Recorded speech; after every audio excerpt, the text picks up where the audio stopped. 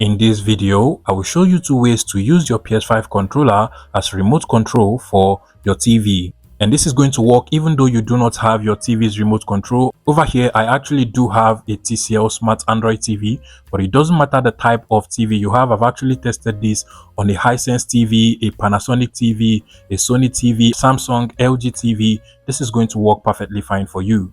Okay, for the first and easiest method, if you do not have the remote control of your TV, what you want to do is to get a USB-C to USB cable like this one over here, and then you want to get your PS5 controller, connect the USB-C part of the cable to your PS5 controller at the top over here, and then you want to connect this other end of the cable to any of the USB ports on your TV. And as soon as you connect it, you should now be able to navigate through your TV with your PS5 controller. And as you can see, it works absolutely well for me. And you can actually select with the O button. So if I tap on the O button, it selects that particular app. I can also go back to the home with the PlayStation app from over here.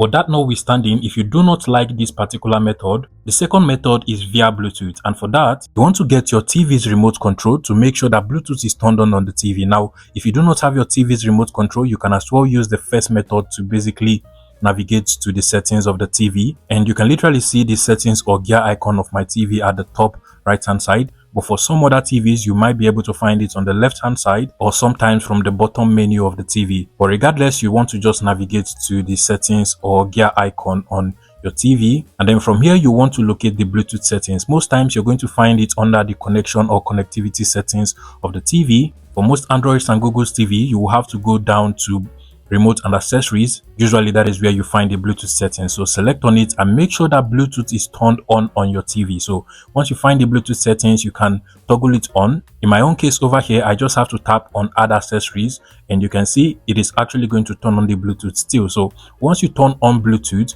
your TV is now ready to connect to any other device. So at this point, you want to get your PlayStation controller and then proceed to long press on the PlayStation logo together with any of the three buttons on the right hand side. So the triangle button is actually exempted so that you can easily pair the controller back to your PlayStation console. You can go ahead and long press on the PlayStation button with the O button or with the X button or with the square button, whichever one you want to map it out for your TV. In my case, I will just long press on the PlayStation button and the O button over here. Just press and hold both buttons until you see the light on your PS5 controller beeping.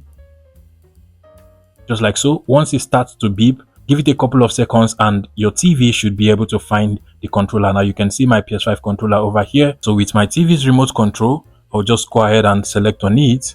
Give it a couple of seconds and it should pair with your PS5 controller. Click on pair and you're good to go. You're also going to see the light on your PS5 controller become steady now. And at this point, you can simply just navigate through your TV with your PS5 controller. And as you can see, it works absolutely well. Finally, whenever you are done and you actually want to switch back to your PS5 console, you can simply just long press on the PlayStation button and the triangle button, which is by default for your PlayStation 5 console.